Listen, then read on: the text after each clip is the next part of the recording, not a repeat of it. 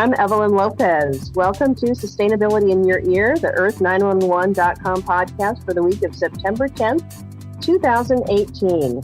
We are recording out of a beautiful Moon Yard recording studio in Tacoma, Washington, although I think only our producer Doug is actually there today. This week, we'll be discussing some of the information and stories from our Earth911 website and, of course, answering Earthling Questions. So welcome, everyone. Mitch, I see you on the line, our Earth911 publisher. Where are you talking to us from today? Well, I'm in Tacoma, or Lakewood, Washington, actually, today, but nowhere near as cool as you. I know. Nobody's going to be as cool as me. And that is because I am currently on a cruise ship docked in Sitka, Alaska, and I am overlooking an absolutely gorgeous picture of, I don't know if it's a bay or a sound, but it's blue water and green forested hills. And after we do our podcast, I'll go out with my husband and walk around Sitka and see what there is to be seen. It's a beautiful day, too, which is very lucky. We have our writers, Trey Granger and Sarah Lozanova. Trey, where are you talking to us from today? I am in Arizona, and it's below 100 degrees, so that's always a good sign. Oh, that means the seasons are changing at last. Hello. Sarah, where are you today? Yeah, I'm joining you today from sunny Mid-Coast, Maine. Oh, that sounds good. And are you seeing the beginnings of fall yet, or does it still feel like summertime? We are. Some of the wildflowers are starting to turn brown, and the nights are getting quite chilly. Oh, so seasons are changing. Well, I'll tell you, in Alaska, the cruise ship I'm on is trying to make a real push for environmental and sustainable cruising, I guess. So one thing I'll give them credit for, if you want a straw, it is not easy to find a straw on this boat. The boat is doing a great job about using all reusable items, cloth, napkins everywhere, cups, plates, utensils, everything is metal, china, heavy-duty plastic that gets reused. So they are making a real effort. That's great to hear. Now, what cruise line are you on? I'm on the Holland America cruise line. They have a base of operations out of Seattle. So this was a last-minute decision for us, and one of the reasons we decided to do it on about a week's notice was that we could just drive, or in our case, take an Uber up to Seattle and get on a cruise ship without worrying about any flying anywhere or making any reservations. That's why Seattle. Well, there you go. There's your test alert on the boat. Where are we with the surveys this week? Let's start with that. So we had a couple of surveys come out. First, how far do you drive to drop off your recycling? And we asked Earthlings to give us responses from less than 1 mile up to more than 10 miles. And surprisingly, 11% of our respondents drive more than 10 miles to drop off their recycling. 13% drive 6 to 10 miles. And then in the middle, 4 to 6 miles, 9%, 1 to 4 miles, 18%. And for those of you who enjoy convenience, 49% drive less than 1 mile, which is good to hear. It's good that there's that kind of recycling coverage for most of our listeners. What do you guys, how much do you find that you need to travel to get your recycling taken care of in each of your respective homes? I think it really depends on what we're talking about for recycling. Like if we're talking about food packaging, I can do it curbside, but things like electronics and batteries and paints, those things I do have to drive to drop off. So I'll drive probably up to 5 miles to drop those things. How about you, Sarah? We have a single stream recycling dumpster in my neighborhood. So I just walk a few hundred feet. That's great. We're getting good coverage. And how about you, Evelyn? Well, I think that similar to Trey, I'm fortunate enough to live in a city that has a really robust, good recycling program. So if I want to take things to the transfer station, the environmental services recycling center, that's probably within 5 miles of my house. Yeah. And I can take just about anything there. There's also a company called Green PC in Tacoma where, at least I think it's still there. I haven't had to use it recently, but they'll take all of your used computer gadgets and things like that. So I would say probably all of my recycling needs could be met within a 6 to 10 mile radius quite easily. Yeah, that's about the same for me. I mean, most of the stuff can go in the curbside, but if we're in the middle of doing a lot of house cleaning, so we're 4 to 6 miles, probably the same transfer station you're talking about. We had another survey this week. Climate change opinions, are they causing tension in your family? And a little less divisiveness than we see in our politics these days. 60% said no, there's no difference of opinion causing tension in my family, and 40% said yes. So again, sounds like there's some generational differences, perhaps. I certainly find at Thanksgiving that there's a couple of people who have some climate change differences of opinion, but for the most part, not at my house. How about you guys? Yeah, I thought this was a pretty interesting result because 40% is still rather significant of people saying that it is causing some tension. And I did wonder, is that younger people who have that tension with older people? Is it just people who have kind of more different viewpoints about political issues? But it did seem like at least there's a lot of discussion potentially going on out there. Yeah, so the 50-50 split would be particularly striking because it'd be so close to the political. Mm-hmm. But it does sound like this probably is more generational, and I would imagine, just like I was saying, probably intermittent rather than permanent in the household. It's something that happens across generations when they get together. Yeah. Well, and I also thought it was interesting. We're going to focus a little bit on water today, both conserving it and protecting it. And if you have a difference of opinion in your family about climate change, then my guess is that you may also have a difference of opinion about, is it worth turning the water off while I'm brushing my teeth? Is it worth, being a little bit thoughtful about how often I flush the toilet? And those are considerations we always have during droughts, but even during non-drought times, if you're concerned about water, you might want to do those things. But if you think there's no need, then I don't want to know why you would. I've found in many cases, people from older generations are actually very aware of resource consumption, but not necessarily from an environmental standpoint. Mm-hmm. Like, I think food waste kind of highlights this.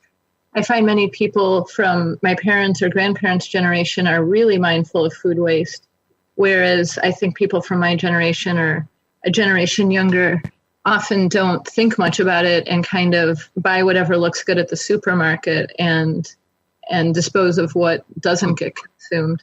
But I get the sense that with resource consumption in general, that many times people from older generations have lived through tougher economic times, and so they tend to think of it more from an economic standpoint.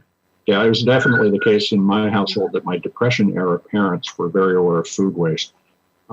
But from the environmental perspective of the materials around the house, I don't think that connection was made. But the younger generation sees that quite clearly. But it's interesting how we travel in waves as a society, and the waves are differently timed. I think many times when people pay for water, they think more about their water consumption. But people that rent or maybe draw from a well might not think about it as much, and it's harder to quantify then. Yeah. I think one of the things that's so interesting about your point, Sarah, too, is that this shows those influences that we have early in our lives, be it, living through depression or during a time of war, or now when environmental consciousness is much more permeating for younger kids. They really stay with us. I mean, they form our whole view of the world and stay with us for our lifetime, which to me, it's kind of a good potential, because that means messaging that you do now, especially in the schools, can be something that those kids carry on for their entire lifetimes. Yeah, although there's a potential downside to that, and that is you can see it in academia. People teach what was current when they were students, rather than teaching the newest new thing. And so a lot of the times in our schools, for instance, they're 20 years behind where the rest of society is, because they've got, for instance, textbooks that haven't been updated.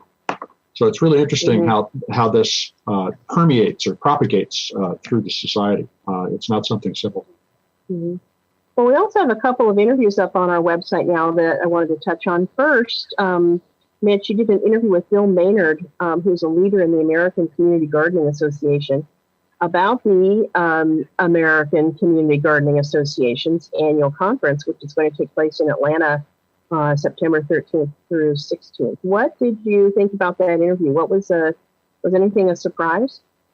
Well, Bill Maynard was connected to us by Mary Huckel, who was also on the show about a month ago talking about community gardens. And he's one of the board members of the American Community Gardening Association and has been involved starting off as a volunteer in Sacramento, California, and then becoming the city's community garden liaison. So he's been deeply involved in this for many years. And it was good to hear his different views on how to get a community garden started and how to create the kind of focus within your neighborhood that will drive the garden from a vision to a success.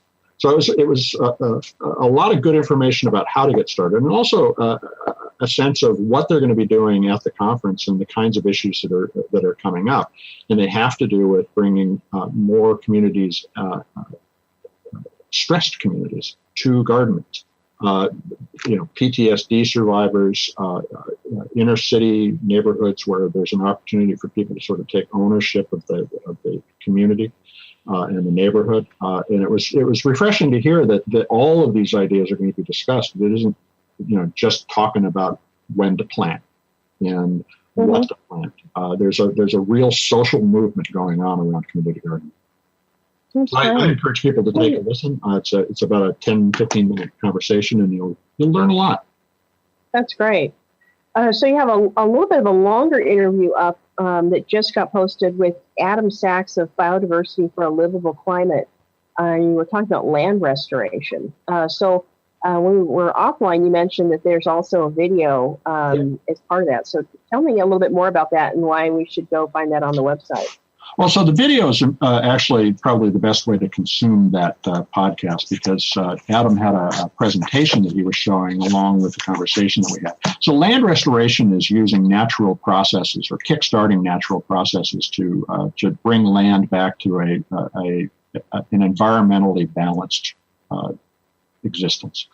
And he has a number of examples, showing over farmed places where there was not enough water in Mexico and India, that simply by putting in small ponds, in one case, small ponds along an old foresting road. So it's not even really along a creek, but it then started to create a creek of cascading flows. And each of those ponds became a beaver pond, a real beaver pond.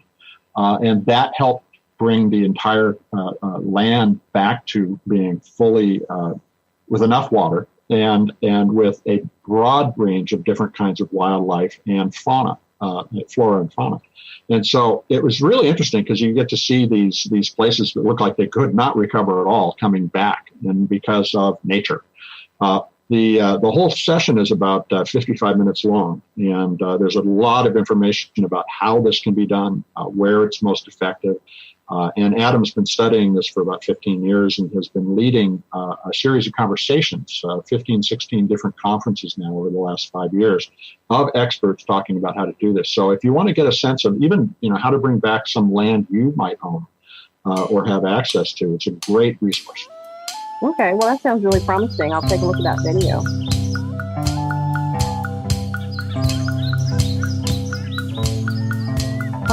Next we're going to talk about some stories from our Earth911.com website. And this week we are going to focus on the environment, particularly oceans and water quality and what we're doing to take better care of our marine environment and our water conservation efforts.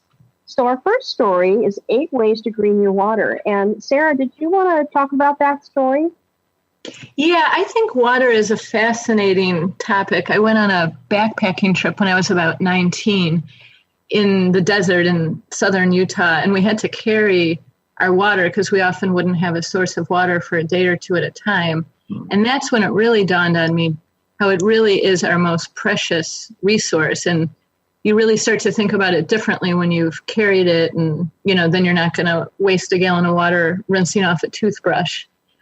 So this story explores just how precious water is and how 780 million people worldwide don't have access to clean drinking water. And it's responsible for quite a few deaths globally. And so one of the things we can do is, I think where it all really starts is just to be mindful of our water consumption. It's easy to turn on the tap and run it while we brush our teeth or run it constantly while we wash dishes and such. But just starting out by being mindful is a really important place to start. Our food choices are another thing that we can really examine. Like beef consumption has a really large water footprint. And then also our effect on groundwater. For example, if we're disposing of hazardous materials in landfills and dumping chemicals down the sink, those can find their way into waterways. So of the various ways, you did 8 different ways to green your water. What would you say after mindfulness is the next most effective thing a person could do? Is it make a product choice based on the water used to produce it, like with beef, or there's some vegetables and particularly nuts that use massive amounts of water versus other vegetables. Where would you try to focus once you become mindful on making a change? I would say on diet, because beef and like you said, some nuts just have such a big water footprint. And then even where our foods are coming from, for example, a lot of the apples grown in Eastern Washington, they're basically growing in deserts. So they're heavily irrigated crops. But if you live in, say, Michigan and you can get local apples that, are largely irrigated by rainwater, that makes a huge difference. So I would suggest diet is another really good area to explore.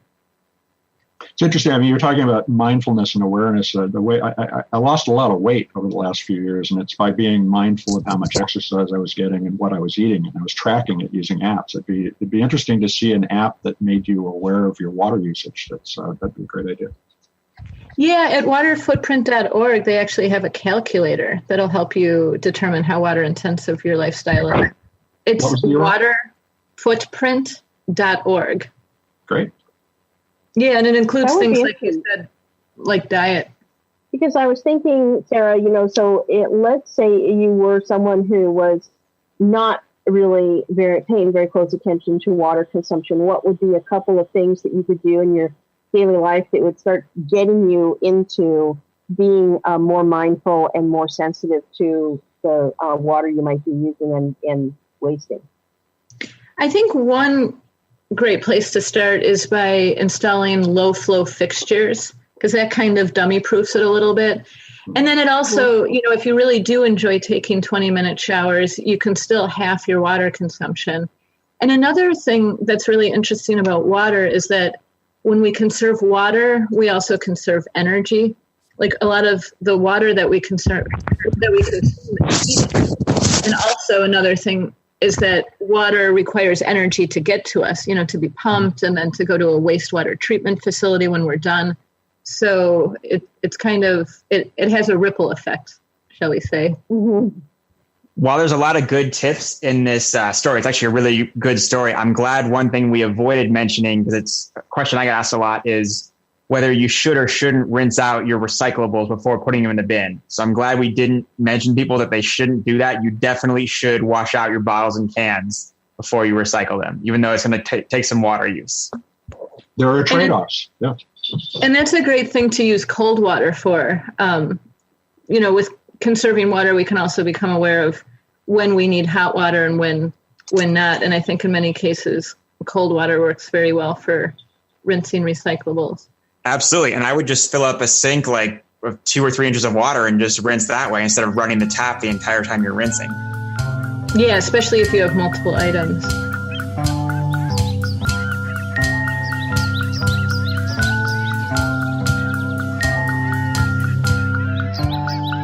Well, that's great. Let's move on to the next story here. And Trey, this is one of yours. Hazardous waste in your household. What do you do with it? Tell us about what you found. So the headline for this article is, do you have hazardous waste in your house? And spoiler alert for those who haven't read it yet, yes, you do. I know we have some very eco-conscious people out there who would do everything they can to help the environment. But if you are listening to this podcast on a computer or a cell phone, you have hazardous waste in your hand right now. The reason this story was written is I think a lot of people don't understand what household hazardous waste is. So we actually asked several questions and they answered them to provide more context for these products. So it's a really thorough story. There's 6 or 7 questions that get asked. But the big things I will highlight for you right now is look at the label if you're confused, because hazardous waste will have things like caution or danger or poison on it. Anything like paint or pesticides or household cleaners, those are definitely going to be household hazardous waste. They'll have those labels on there for you. It'll rarely label them as household hazardous waste. Areas of your house to look for, the kitchen, aerosol cans, you have cleaning supplies, even fire extinguishers. The bathroom, you got medication, you got hypodermic needles, nail polish. The garage is a big one. You have anything used to work on your car, automotive fluids, paint, pesticides. So this stuff is pretty much everywhere in your house. Luckily, it's not going to harm you just being there, but it's especially important for disposal that you do the right thing. There is a national law that governs household hazardous waste. And as a result, in many states, it's actually illegal to throw this stuff in the garbage or to pour it down the drain. So you want to make sure you're taking the correct steps. Many communities will have what's called HHW facilities or programs where they'll collect this stuff either on a regular basis or multiple times per year. So look out for those events when they're coming up. Usually there's going to be one in the fall, so in the next month or two. And the other thing to be aware of is not all of this stuff has to be disposed of in a harmful way. Many forms of household hazardous waste are recyclable. Batteries, antifreeze, latex paint, all these materials can be recycled into new products. So one thing I would definitely encourage people to reuse products as much as possible. Use them up. And if you have a facility in your area that has what's called a swap shop, go there and see what they have before you buy new products. See if they have any paint, have any household cleaners, have any pesticides you can take, usually free of charge, and it helps reduce the need to dispose of this stuff in the first place. So this is another one of these habit building practices, and I encourage everybody to read and learn the kinds of information about what is hazardous in your house. But Trey, are there kind of mnemonic approaches that you could take to thinking about what's hazardous in your house after you've looked at this so carefully? What are the 2 or 3 things that you just jump out at you as, wow, that's hazardous, but most people don't know it?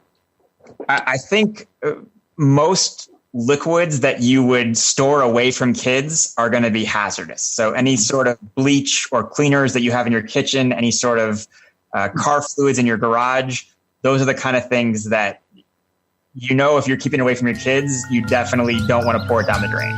Yep, great. Well, let's move on to the next one. We've got a story. It's about a new kind of 6-pack ring, the EcoSixPack Ring, or E6PR. Is essentially, it looks like a cardboard 6-pack ring, but it's made with biodegradable materials. It falls apart in less than 200 days in most waste systems, or just if it gets thrown away. And so, unlike the plastic 6-pack rings that we are so used to and that have been such a danger to sea life, for instance, the E6PR, EcoSixPack Ring, will simply turn to mush and fall to the bottom of the ocean if it ends up in the ocean. And if it is landfilled, it will decompose very rapidly because it's made to do so. And these are a part of a growing range of alternatives to the kinds of plastic 6-pack rings that we're used to. There's also a new biodegradable plastic alternative, the high cone flexible number 4 plastic 6-pack ring. And that, again, it breaks down a little less quickly than the paper version of the E6PR. But a lot of companies are starting to think about how to package and deliver their bottles and cans in a more efficient way. The E6PR project actually was a collaboration of 3 different companies, and they wanted to build something that, while it isn't intended to be eaten, would be safe if an animal ingested it along the way. So it's made of biodegradable, compostable materials. It's actually a secret recipe, kind of like the Coke recipe. In order to be an E6PR manufacturer, you have to license that recipe and use it. So there's a secret involved. But the founders say that this is something that they worked very hard on for 3 or 4 years, found that there were multiple companies trying to work it out, and got together to bring this to market as a standard that's being used by a growing range of companies. So there are breweries in the United States and Cape Town, South Africa, and Australia, amongst others, that are starting to use the E6PR six-pack ring for their beer. Saltwater Brewery, which was founded in 2012 with a mission not only to make good beer, but to give back to our oceans, said that they started using these, even though they cost a little bit more, because they know that if it ends up in the ocean or in a landfill, that it's not going to be there for 500 or 600 years. Another brewery that's using the E6PR pack is Cross-Eyed Owl Brewing in Decatur, Alabama. And the founder of the organization, Trey Atwood, said, we're a river city. It's worth it to pay a little extra to be more conscious and responsible for this planet. So that's great to see that companies are embracing these technologies and that there are new technologies out there. So keep an eye out for the E6PR plastic or six-pack ring and make a choice for the Earth. So I've seen some of these there's a local restaurant that features microbrews, and they have some, I think they're a slightly different one than this, and it looks like it's sort of a brownish cardboard, kind of like a drinks carrier material. Yeah, same I haven't concept. seen it yet. Okay, I haven't seen it yet in the regular grocery stores, but I'll be looking for it. I think this is something that you'll see coming out in the next 2 to 3 years pretty widely, but right now it's still in fairly limited use. Okay. Well, it sounds positive, both in getting rid of the waste and if it does end up in the water or in other ecosystems, being something that will break down or maybe even be edible by wildlife. Well, and our listeners should ask their favorite breweries to use something like this rather than the kinds of materials that they currently rely on, especially if you see plastic.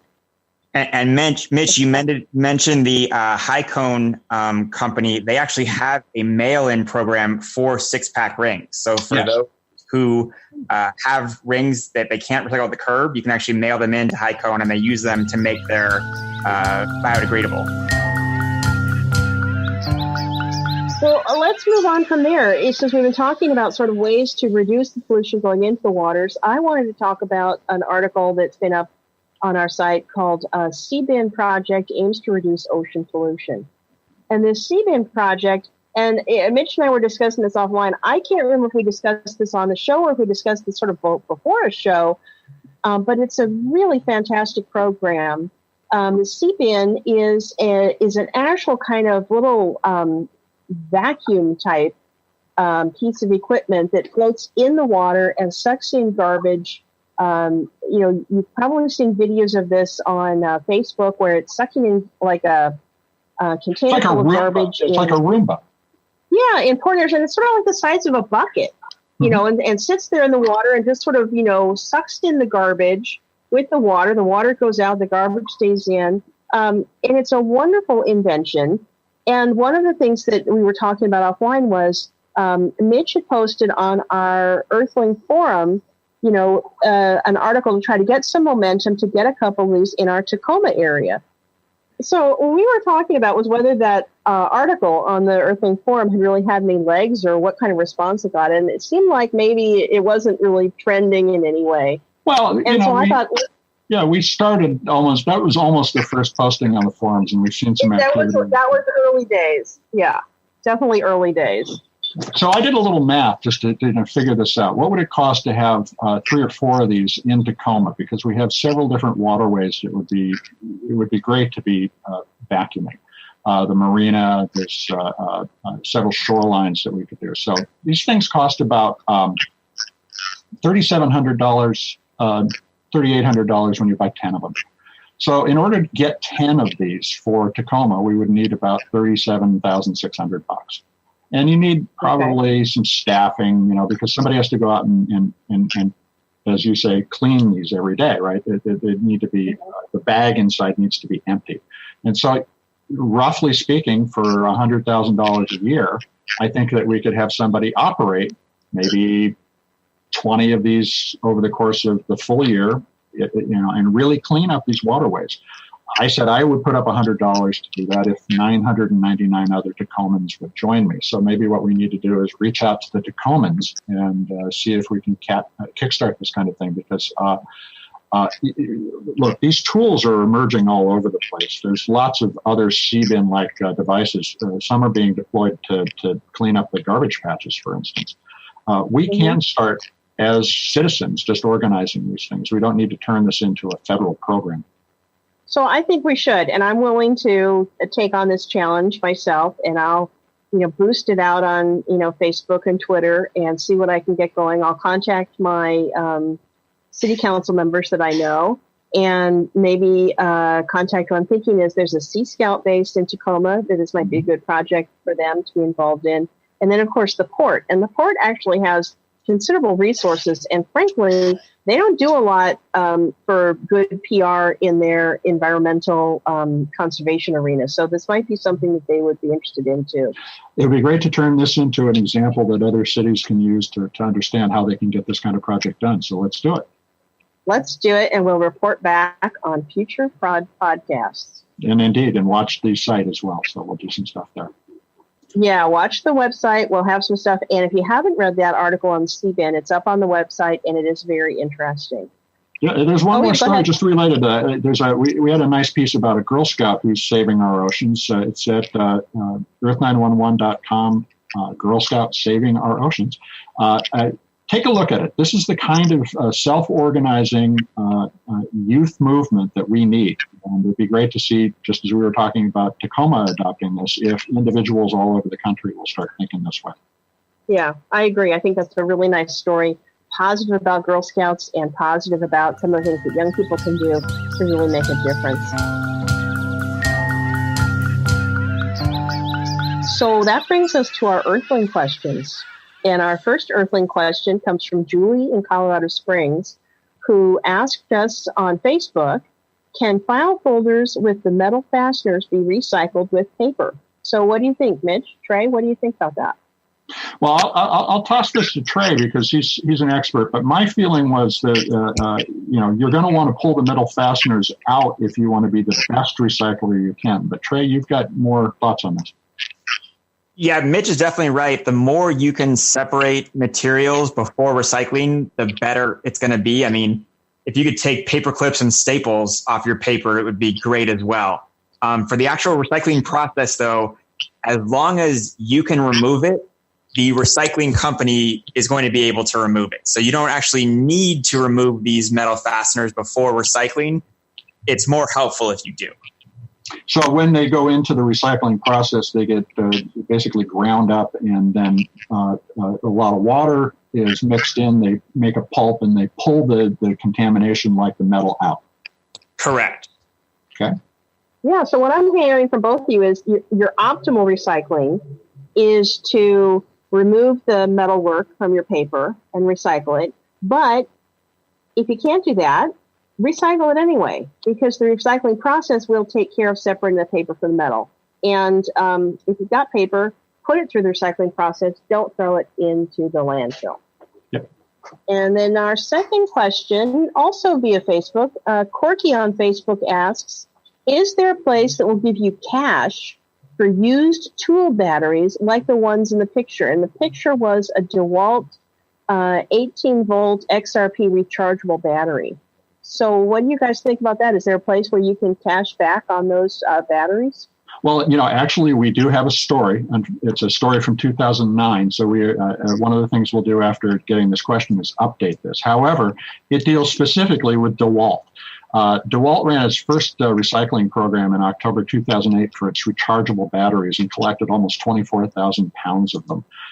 And they have continued to do this. So you can take your batteries, if you'd like, to one of DeWalt's service centers, and they'll give you a discount on new batteries. So if you want to swap the old battery for a new one, that's a way to save $10. There are also organizations that will pay for these. There are a variety of charitable organizations. The AAA, the American Automobile Association, did a great battery roundup at one point. And in Oregon, they've set up drop-off locations for full months so that you can get these things taken care of. Keep America Butyl also has a program like this. So you can get paid if you take it to the right location. We encourage you to search our database, but if you have a DeWalt product in particular, reach out to DeWalt's corporate site or service centers, and you can get money for that battery. Excellent. All right, then. Well, is there anything else you wanted to talk about before we close out today? I know I had one thing. I just wanted to shout out to Trey. We just posted one of your articles on recycling, defining what's recyclable in the U.S. And I thought that was just an outstanding story. Yeah, I agree. This education process that we're going through, particularly because recycling is changing so much right now, is incredibly important. And so the more that we do to help provide that kind of clarity is valuable. And you'll be seeing a lot more of that as we continue to evolve Earth911. Excellent. Excellent. All right. Well, you heard it from Mitch. We're going to continue to evolve, and we can do that with your help. So any thoughts or suggestions you have, please send us an email to feedback@earth911.com. Stay tuned on iTunes, SoundCloud, Spreaker, and iHeartRadio, and YouTube. At our Earth911. YouTube too. Wow, YouTube too. That's pretty amazing. And we will see you all in a couple of weeks. Thanks, everybody. Thanks, all. Thanks, guys. Bye.